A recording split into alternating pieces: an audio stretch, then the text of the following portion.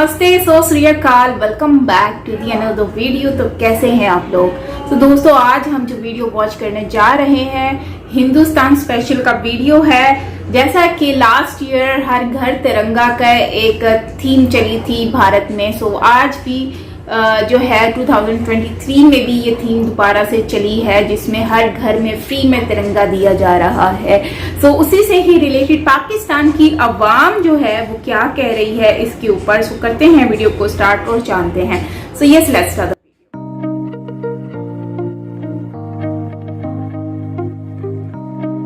क्या 10-20 kilometre south Kashmir में सब जगह से जब देखेंगे तो वहां से नजर आएगा। कश्मीर में पहली बार इतनी बड़ी रैली होगी जिसमें 400 फीट तिरंगे को अपने छोटे छोटे बच्चों ने, नागरिक ने अपने कंधों पे उठा के इस बार हर घर तिरंगा 2.0 कैंपेन लॉन्च की गई है इंडिया में, और उसके असरात हमें इंडिया साइड कश्मीर में बहुत बड़े नजर आ रहे हैं। जो 15 अगस्त मना रहे हैं हम, बसंती चोला लिखा होगा, भगत सिंह का रंग है बसंती, और ये अमन की आशा हमने पहना हुआ है व्हाइट। तो हम तो अपना 15 अगस्त मना रहे हैं, यौम आज़ादी पूरे बरसगीर की। आज अल जजीरा की खबर है कि अमित शाह साहब ने वहां पे उन्होंने कहा है कि हम ब्रिटिश दौर के जो गुलामी के जो कवानीन थे उनको खत्म करेंगे। पाकिस्तान साइड कश्मीर में क्या वो लोग कश्मीर का फ्लैग लहराएंगे या पाकिस्तान का फ्लैग इस बार लहराएंगे? 14 अगस्त को भी लोग आ रहे हैं पाकिस्तान में चेक करने के लिए कि आप लोगों ने IMF से जो पैसे मिले उसका क्या किया है। वो आपका खाता खोल के हिसाब किताब करने आ रहे हैं। वो 14 अगस्त को आएंगे कि वो अपने ब्रिटिश दौर के कवानीन से जान छुड़ा रहे हैं और हमारे ब्रिटिश जो फॉरेन क्वालिफाइड जो हमारे ऊपर मुसल्लत हो जाते हैं। ये गाली है मेरे लिए, कोई मुझे कहे मैं पाकिस्तानी हूँ। नमस्ते दोस्तों, जय हिंद। हिंदुस्तान स्पेशल में आपका स्वागत है। दोस्तों, स्वतंत्रता दिवस से ठीक पहले घाटी में तिरंगा रैलियों की धूम है। हर कस्बे और जिले में तिरंगा रैलियां निकाली जा रही हैं। शनिवार को दक्षिण कश्मीर के कुलगांव में यहां 1000 स्कूली छात्रों ने 3000 वर्ग मीटर में फैला अशोक चक्र बनाया, तो वहीं अनंतनाग में टैंगो टॉप पहाड़ी पर हाई मास्ट राष्ट्रीय ध्वज फहराया गया, जो किसी भी दिशा में 10 किलोमीटर तक के क्षेत्र में नजर आ रहा है। बीते 4 दिनों से देश के अन्य भागों की तरह कश्मीर में भी मेरी माटी मेरा देश के अंतर्गत तिरंगा रैलियां आयोजित की जा रही हैं। देश की एकता अखंडता के लिए अपना सर्वस्व बलिदान करने वाले वीरों की याद में संध्या के समय दीपक जलाए जा रहे हैं। हर शहर और कस्बे में हिंदुस्तान जिंदाबाद और बलिदान अमर रहे जैसे नारे लग रहे हैं। अनंतनाग के विभिन्न हिस्सों में भी तिरंगा रैलियां निकाली गयी। वहीं टैंगो टॉप पहाड़ी पर आयोजित समारोह सभी के लिए आकर्षण का केंद्र रहा। बहुत अच्छे लग रहे हैं सर आज आप। जो 15 अगस्त मना रहे हैं हम, बसंती चोला लिखा होगा, भगत सिंह का रंग है बसंती, और ये अमन की आशा हमने पहना हुआ है व्हाइट। तो हम तो अपना 15 अगस्त मना रहे हैं, यौम आज़ादी पूरे बरसगीर की। जी, आपने ग्रीन पहना हुआ है। आपको मैंने प्रोग्राम में कहा था काला पहन के आए। भारत के 15 अगस्त पर इंडिपेंडेंस डे पर यूएस के कांग्रेसमैन के ग्रुप्स जा रहे हैं स्पेशल इंडिपेंडेंस डे के लिए और स्पेशल प्राइम मिनिस्टर मोदी की स्पीच सुनने के लिए। वाह, जाहिर है जाएंगे, खाली वो थोड़ी होंगे, और भी लोग जाएंगे। मेरी जो इतला है वो ये है कि फ्रांस से भी लोग जा रहे हैं, यूके से भी जा रहे हैं, और दूसरे देशों से भी जा रहे हैं। और मुझे ये भी पता है कि 14 अगस्त को भी लोग आ रहे हैं पाकिस्तान में चेक करने के लिए कि आप लोगों ने IMF से जो पैसे मिले उसका क्या किया है। वो आपका खाता खोल के हिसाब किताब करने आ रहे हैं। वो 14 अगस्त को आएंगे,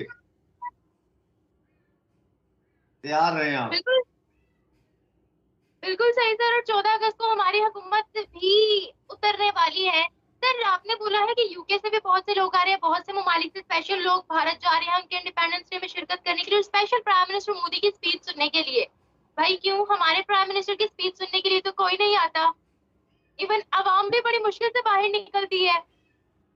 देखिए, अगर आप मोदी जी की पुरानी तकरीरें सुने, पुरानी से मैंने मतलब जो इससे पहले की हुई है, उन्होंने कई तकरीरें उनकी, जैसे G20 के इजलास में उन्होंने की, यूनाइटेड नेशन जनरल असेंबली से उनका खिताब है, और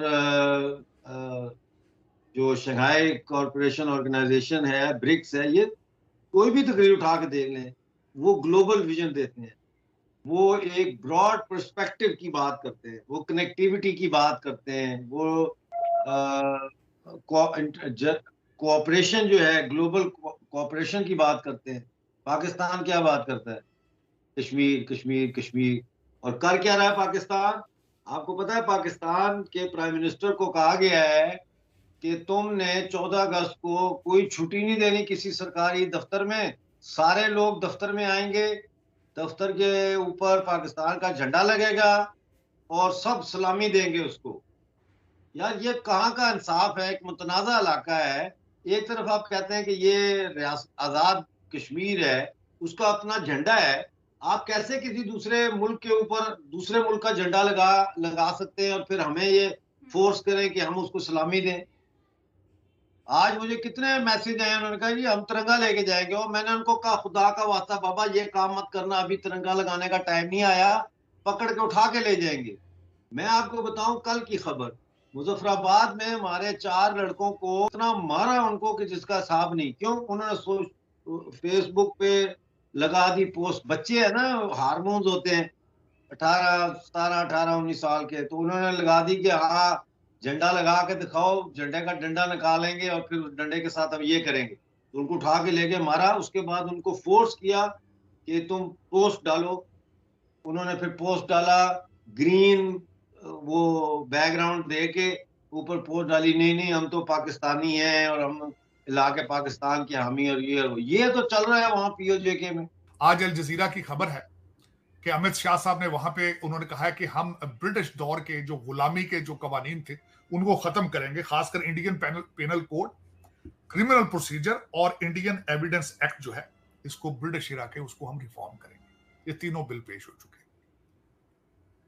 वो उनकी सोच क्या है और हमारी सोच क्या है? आपकी असेंबली ने कानून बनाया, अभी असेंबली को चंद घंटे हुए निकले हुए, पीछे से वार कर दिया गया है।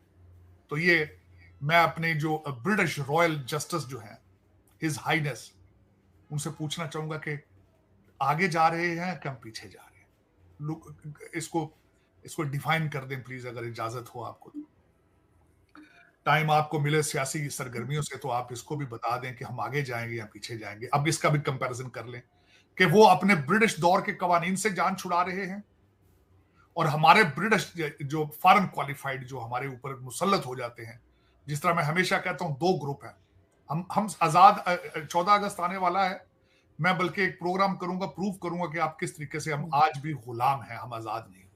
आपने किस तरीके से पाकिस्तान सिर्फ फाइलों में बनाया है, बाहर के मुल्कों से कर्जा लूटने के लिए, फंडिंग लूट के लंदन दुबई ले जाने के लिए अब टोरंटो डेस्टिनेशन है। सिर्फ वो एक ड्रामा बनाया है आपने। मेरे ख्याल पाकिस्तान का सिर्फ ऑब्जेक्टिव यही था कि दूसरे मुल्कों को लूटना किस तरह है। तो मैं वो उसके 14 अगस्त पे बल्कि मैं अपना रोना रोऊंगा कि हम आजाद क्यों नहीं है आज। लेकिन उसमें मैं ये बताना चाहूंगा कि आज भारत, चलें जिस तरह भी है, उनकी सोचे हैं कि इस ब्रिटिश दौर की निशानियां जो इनको खत्म करें। अब हमारे और इसमें जिस तरह से वो एक्सप्लेन कर रहे हैं रिगार्डिंग जो है वो 14 एंड 15 अगस्त के बारे में, कि 15 अगस्त अमेरिका जो है वो एज अ नेशनल डे के तौर पर सेलिब्रेट करने जा रहा है, जो कि इंडिया का डे। और ऐसा हमेशा ऐसा ही नजर आया है कि इंडिया का डे जो है ये सेलिब्रेट करते हैं ना सिर्फ, बल्कि ऑस्ट्रेलिया और different countries, even though UAE जैसी कंट्री भी जो है वो सेलिब्रेट करती है 15 अगस्त। लेकिन वहीं पर ही अगर हम बात करें हमारे यहाँ पर, तो इस तरह से वो जो है वो सेलिब्रेशन नहीं होती है। मतलब लोग जो है उसको नहीं करते उस तरह से सेलिब्रेट, और दूसरी कंट्रीज इतना ज़्यादा वो नहीं करती है। जैसे अमेरिका ने इंडिया को नेशनल डे के तौर पर रखा, तो वहीं पर पाकिस्तान को जो है वो ऐसे ही जो है वो बस विश कर देते हैं ट्विटर पर। लेकिन मैं एक बात यहाँ पर कहना चाहूँगी कि देखो यहाँ पर बात आ जाती है आपकी पावर की। अगर एक आदमी अमीर है एग्जाम्पल के तौर पर, तो वो इंसान जो है उसके पास, उसको हर कोई सलाम भी करेगा, उससे बातचीत भी करेगा, ठीक है। अब वहीं पर अगर हम बात करते हैं एक गरीब आदमी है, उसको हर कोई नहीं बात करेगा, जो जानता भी होगा वो भी नहीं बात करेगा, जो नहीं जानता वो तो करेगा ही नहीं, जो जानते हैं वो भी नहीं करेंगे, क्योंकि वो ना उनसे दूरी रखते हैं। क्यों होता है? आप हर चमकती हुई चीज आपको अट्रैक्ट करती है। तो इंडिया इस वक्त ग्रो कर रहा है, इंडिया के पास पावर है, इंडिया के पास पैसा है, इंडिया डेवलप कर रहा है, इंडिया के पास पढ़े लिखे लोग हैं और इंडिया से यूएई जो है आईटी के तौर पर हेल्प ले सकता है और जॉब जो लेबर है वो इंडिया से आ जाती है।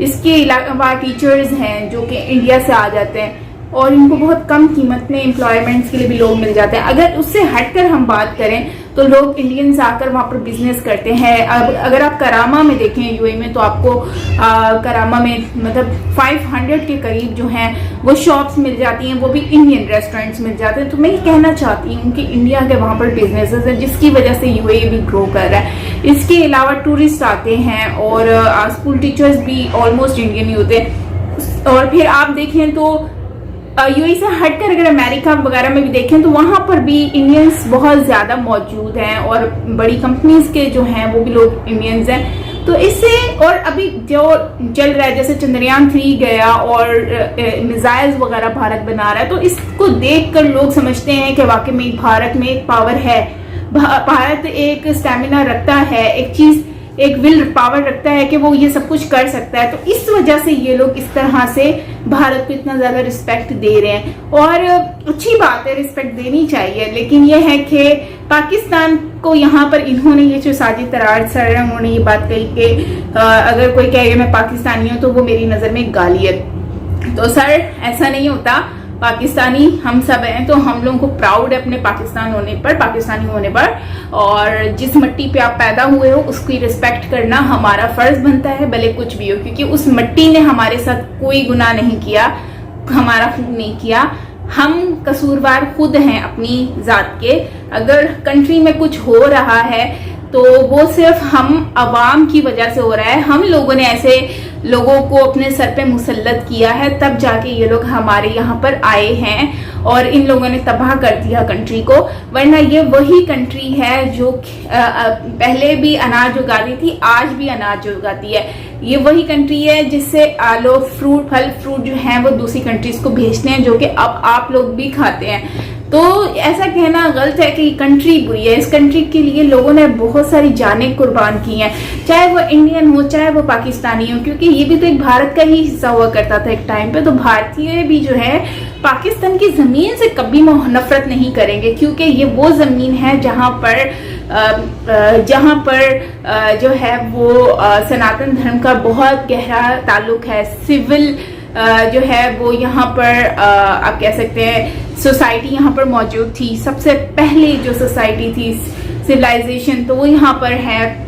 और लाहौर में आप देखें तो राम जी के जो बच्चे हैं बेटे, उनका कसूर, और लाहौर जो है वो सिटी उनका शहर हुआ करता था, वहाँ पे वो रहा करते थे। और बहुत कुछ है, रावलपिंडी है। तो हम ये नहीं कह सकते, अगर मुझे अगर आप बताइएगा कमेंट सेक्शन में क्या वाकई में आप लोग नफरत करते हैं पाकिस्तान से। मुझे नहीं लगता कि इंडियन कभी पाकिस्तान की जमीन से नफरत करेगा, पाकिस्तानी लोगों से नफरत करेगा। और पाकिस्तान से प्यार करता है तभी तो वो पाकिस्तान को वापस लेना चाहता है इंडियन। तो सर हम अगर पाकिस्तानी होकर ये बात बोले कि नहीं पाकिस्तान जो है वो ये गाली है, अगर मैं ये बोलूँ कि हम पाकिस्तानी, तो भाई गाली, फिर तो शेम फील होगा मुझे कि भाई मैं इतने सीनियर पर्सन के मुंह से इस तरह के वर्ड सुन रही हूँ जो कह रहे हैं अपनी कंट्री के बारे में ऐसे बोल रहे हैं। कंट्री जमीन किसी सबकी माँ होती है, उससे मोहब्बत करनी चाहिए। हम चाहे कुछ भी हो जाए, दुनिया के किसी भी कोने में चले जाए, लेकिन हमें ये नहीं भूलना चाहिए कि इस मिट्टी से हमारा बहुत गहरा ताल्लुक है। आज इंडिया अगर ग्रो कर रहा है तो हमें इंडिया की तारीफ करनी चाहिए, लेकिन अपनी कंट्री को डीवैल्यू नहीं करना चाहिए। हुक्मरान को डीवैल्यू करें, उनको जितना बोलना है आप बोले, लेकिन पाकिस्तान की ज़मीन को मत बोलें, क्योंकि ये कंट्री हमारे लिए बहुत वैल्यू रखती है, इससे हमारी पहचान है। सो फ्रेंड्स क्या कहेंगे आप इसके ऊपर कमेंट में ज़रूर बताइएगा। सो मिलते हैं नेक्स्ट वीडियो के साथ। Till then take care, lots of love and